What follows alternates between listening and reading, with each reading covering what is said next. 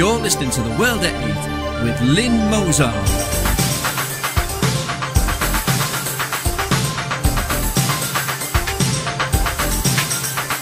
The World at 8, the number one in nationalist news.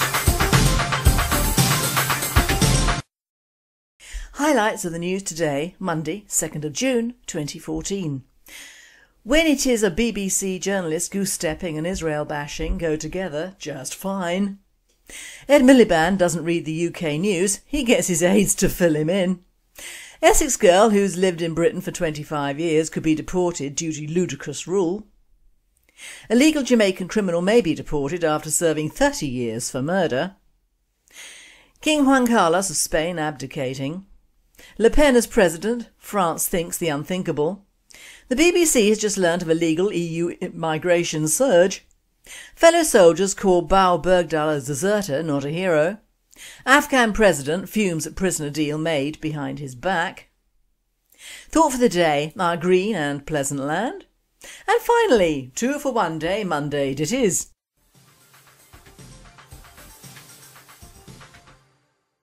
UK news. When it is a BBC journalist goose-stepping and Israel bashing go together just fine. The thin line dividing criticism of Israel from anti-Semitism just got a little thinner. BBC journalist Chris Rogers this week was revealed to have amused himself by giving the Nazi salute and strutting about in a Hitler-style goose-step while filming a documentary on, of all things, anti-Semitic soccer fans in Eastern Europe. The Daily Mail first reported on Rogers' vile actions on their website on May the 19th. Rogers' defence was that his behaviour was intended as a joke. Humour can be very revealing. World at 8. If it was a BNP supporter doing it, the world would have blown up, the media had orgasms and the Lawrence Memorial done a jive. One law of freedom of speech and action for one and one for another.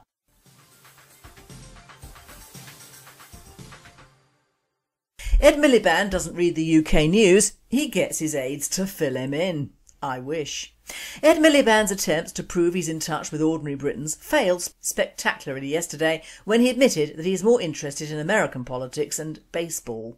The Labour leader also said he rarely reads British newspapers or watches the news and relies on his aides to tell him what's going on in the country. The revelations will add to the concern amongst Labour MPs that Mr Miliband is out of touch with voters. World at 8. That is strangely apparent as he looks like a model for Wallace and Gromit anyway.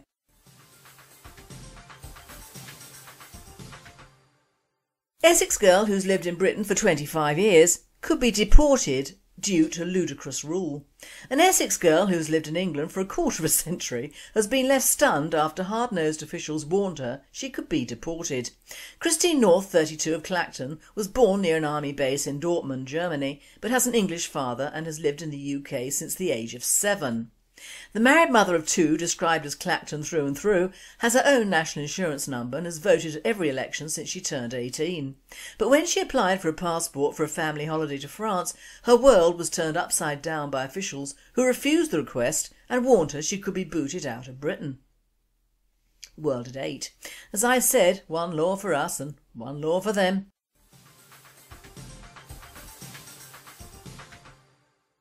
A legal Jamaican criminal may be deported after serving 30 years for murder. The family of a mechanic stabbed through the heart in a brutal carjacking asked why his illegal immigrant killer was allowed to continue a life of crime and go on to commit murder. Rory Gordon, 23, knifed Harjinder Burji after he refused to hand over the keys to his Mercedes CLK during the terrifying car snatch in Ilford in September 2011. Mr Burji, 32, bled to death at the side of the road in Stoneleigh Avenue in front of a female friend, Kajal Badwa, 25, who Gordon also threatened to stab.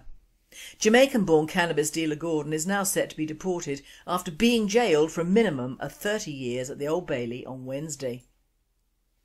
He has several previous convictions, including for robbery, dating from when he was a teenager, raising questions about why he was not deported sooner. World at 8. Why should he serve those years here? Send him back to Jamaica.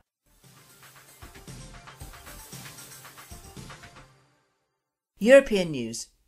King Juan Carlos of Spain abdicating. King Juan Carlos of Spain is abdicating, Prime Minister Mariano Rajoy has announced. Juan Carlos, who is 76, has ruled since 1975, taking over after the death of dictator Francisco Franco. The king's son, Crown Prince Felipe 45, will take over the throne. For much of his reign, Juan Carlos was seen as one of the world's most popular monarchs, but recently many Spaniards have lost confidence in him. His reputation has been tarnished by a long-running corruption investigation into his daughter and her husband. Support for the king fell further when it was discovered he had been on a lavish elephant hunting trip to Botswana in April 2012 in the middle of Spain's financial crisis. The king gave a rare interview in January 2013 on the eve of his 75th birthday. His Majesty King Juan Carlos has just informed me of his desire to renounce the throne and begin the process of succession, Mr Rajoy said in a short statement. He gave no reason for the decision, saying the monarch himself would explain, but Juan Carlos's health is failing and he has had a number of hip operations in recent years. World at 8. I remember him as the golden boy when Franco was in power and the jubilation of the Spanish when Franco died and he took over. I always thought Franco was brilliant. And Spain has certainly gone downhill since he died, in every way.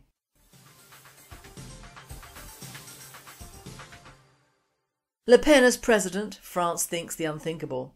The victory of France's far-right National Front in EU elections and the disarray of its two main parties has the French asking themselves in an awkward question: could its leader, Marine Le Pen, be their next president?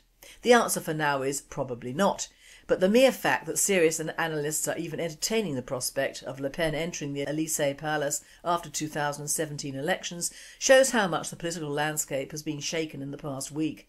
The anti-immigrant Eurosceptic party notched up the first nationwide poll victory in its 4-decade history in a European Parliament election marked by voter disenchantment with Europe and the entire French political establishment. 2 days later, France's body politic took another blow as the leadership of the Conservative opposition, UMP, quit en masse after allegations of fraudulent funding of ex-President Nicolas Sarkozy's failed 2012 election campaign. A new jobless high released on Wednesday underlined why Socialist President François Hollande's unpopularity ratings remain stuck at record lows for a modern-day French leader. It added to the sense of deep desperation felt by many French. The way things are now, when Marine Le Pen speaks, people listen to her, said Jean-Daniel Levy of pollster Harris Interactive. Election after election, she just goes from strength to strength. World at 8.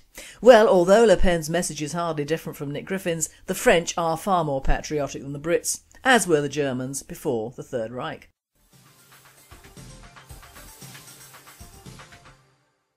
The BBC has just learnt of a legal EU migration surge. In their own words, there has been a significant rise in the number of migrants reaching Europe in recent months, the BBC has learnt. The number of people attempting the dangerous sea crossing from North Africa to Italy has risen sharply, says Frontex, the EU border agency.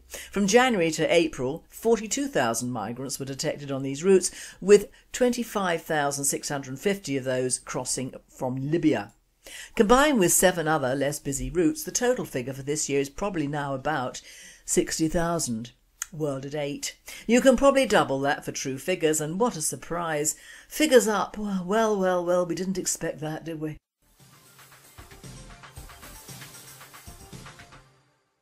World news. Fellow soldiers call Bao Bergdahl a deserter, not a hero. The sense of pride expressed by officials of the Obama administration at the release of Army Sergeant Bo Bergdahl is not shared by many of those who served with him. Veterans and soldiers who call him a deserter, whose selfish act ended up costing the lives of better men. I was pissed off then, and I'm even more so now with everything going on, said former Sergeant Matt Verkant, a member of Bergdahl's platoon, when he went missing on June 30th, 2009. Bao Bergdahl deserted during a time of war and his fellow Americans lost their lives searching for him. Verkant said Bergdahl needs not only to acknowledge his actions publicly but face a military trial for desertion under the Uniform Code of Military Justice. A reporter asked Defence Secretary Chuck Hagel Sunday whether Bergdahl had left his post without permission or deserted, and if so whether he would be punished. Hagel did not answer directly. Our first priority is assuring his well-being and health and getting him reunited with his family, he said. Other circumstances that may develop and questions, those will be dealt with later.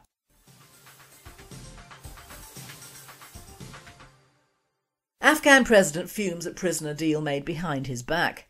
The Afghan president is angry at being kept in the dark over a deal to free 5 Taliban leaders in exchange for a captured US soldier, and accuses Washington of failing to back a peace plan for the war-torn country, a senior source said on Monday.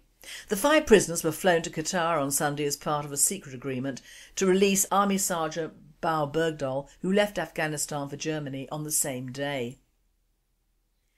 The only known US prisoner of war in Afghanistan, Bergdahl had been held captive for 5 years.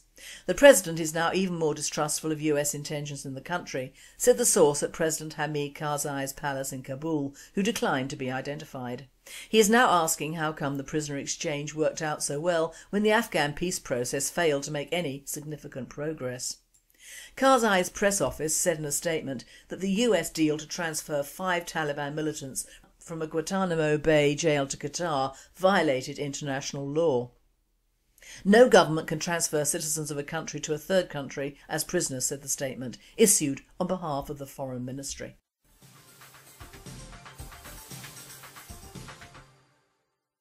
Thought for the day, our green and pleasant land. Well, is it our green and pleasant land anymore? Many, even pro-multiracial idealists, can see that our green and pleasant land is being mind-stripped to provide heating and more, or to build more of everything, to bring more people into this country who will require more and more of everything, and coming from where most of these past, present and future migrants come from, they will not care a jot for the country or its people when our establishment have run themselves and this land ragged to do just that. I still maintain, even despite the often appalling weather, that what my father said to my mother is true. He said you couldn't beat a fine summer's day in this country anywhere, and he was right. I love England. The same cannot be said for much of its population and all of its establishments. The country has not made the man, so to speak, nor vice versa. In fact, one of the cleverest and most long-lasting propagandas has been that England only exists to take in and care, which means pay for, millions of so-called economic migrants who in reality don't care where they go as long as they get money for landing on those shores. It is this unpatriotic inrush of all migrants that has brought Britain to its knees, both emotionally, politically and financially. And the worst thing of all is that we are still buying into this flim-flam, and the only people to benefit are migrants, local bent councillors, greedy and bent builders and landowners who have fallen on hard times. Headings of time bomb as 1 million extra homes needed in the south, and the laughable and almost deadly effect of the Help to Buy, which is like manna from heaven for born in Britain foreigners, and in no way, shape or form actually helps the young English couples it was surely meant to help in the first place. In fact, it is taxpayers' money that has helped fund at least £15.5 million worth of loans on 31 properties worth between £500,000 and £600,000, which is hardly the one up, one down type of first-time buyers, is it? However, in the next line they're saying that the figures of 85% are first-time buyers with properties around the £150,000 mark. And this of course demolishes the first paragraphs as lies when frankly it isn't. The media are frantically digging to print both the truth, heavily disguised, and the lies also. So if a sheeple, you cannot really get the true facts at all. The true facts are that every time an affordable site is built, the local council get more money from the government, whichever government that is, to make a high proportion available, not to whites on the local council lists, but to immigrants, who are classed by the most local councils as needy, whereas many of our indigenous couples are living in albeit grotty conditions already. Thus they are already domiciled. Scarcely, by the time foundations are laid, many have been brought up by immigrant groups, families, clans or businesses, and when completed let out to other members of that particular racial group or religion, thus immediately doubling the number of migrant families in that small enclave from the beginning.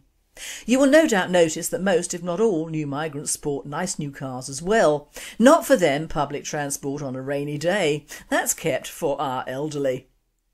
The sad fact is that despite all this, the South is full up. It was full up 20 years ago, before the onrush of the EU and France pushing its sub-Saharan Africans and North Africans into our country, and the huge clans of Nepalese which are still pouring in en masse into the southeast regions, Hampshire especially. All have to be housed, but why, I ask myself? Why do we, on this small island, already groaning under the weight of the lost north with Islam and other Asians doing a balancing act on the old northern houses and streets, still take on more? Are our governments stupid or afraid of being called racist? Arabs, Africans, Asians and Eastern Europeans are still travelling unstopped and unchecked into this country every day, every hour and every minute, adding to your taxpayer bills, benefits, our international health service and transforming, or being allowed to transform, our education systems beyond recognition from just a few years ago. And the voter thinks that we're all too far right in the BNP while exhorting liabilities like UKIP to utter our very words which were trumped out ad nauseum pre-EU elections. Are we all mad, bad or just plain stupid? There is a housing shortage, but no amount of help to buy will solve it because many of our houses are being bought up or rented by foreigners. I don't frankly care if they're from outer Mongolia or Poland.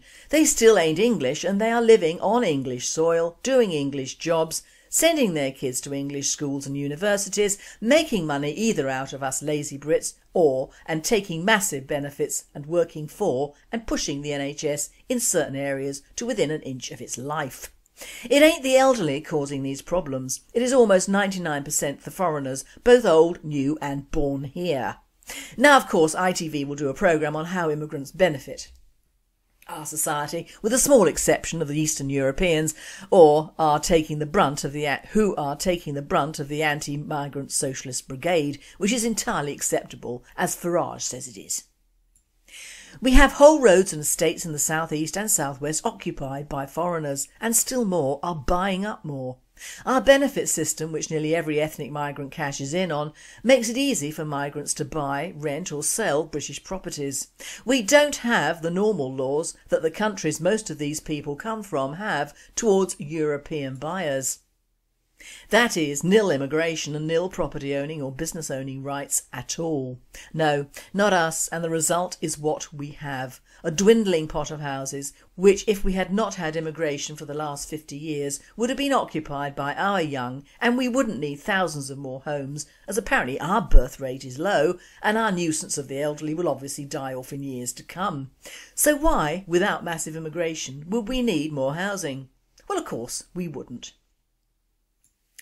Immigration feeds the housing market on all levels, from rich to benefit receivers. And the funny thing is the amount of agents who buy up semi-detached or small detached in a street and then proceed to flout the building regs, only these people can do it and get away with it, and build or add on huge edifices that drive their British neighbours mad or away, and then their clans move in and buy up next door. High Wycombe especially is full of such places, as is London.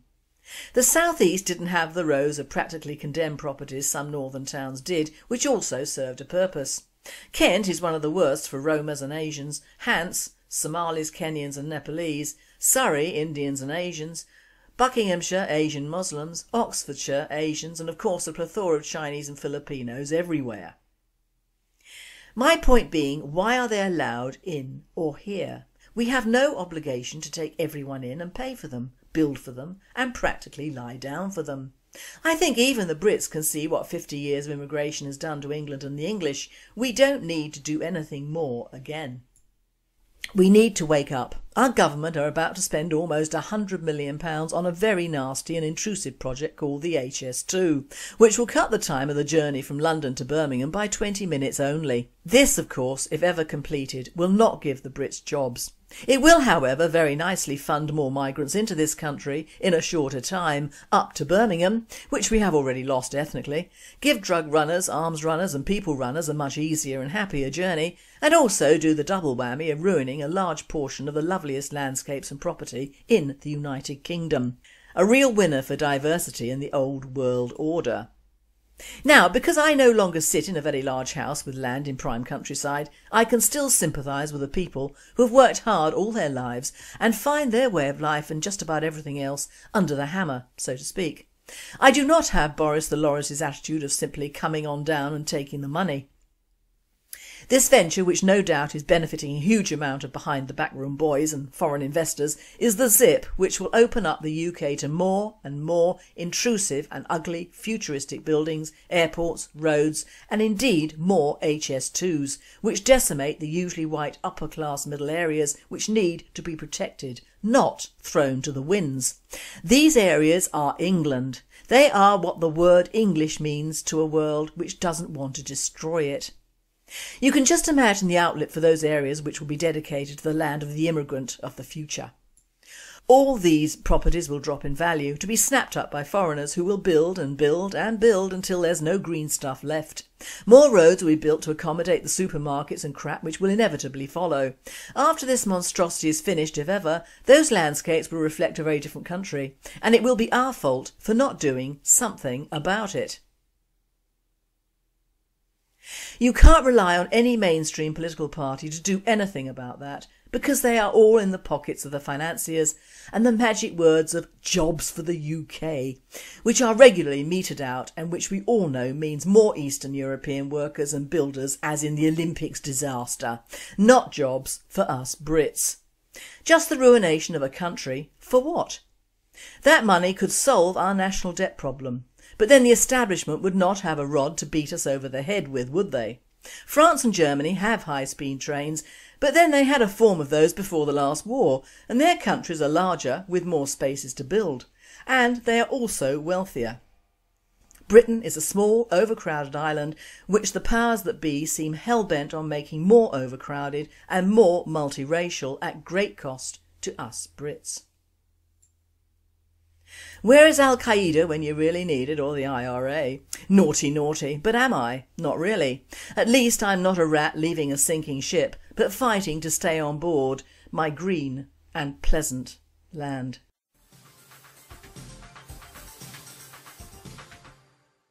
And finally, 2 for 1 day Monday it is. If security isn't that tight, there'll be hackers in every website.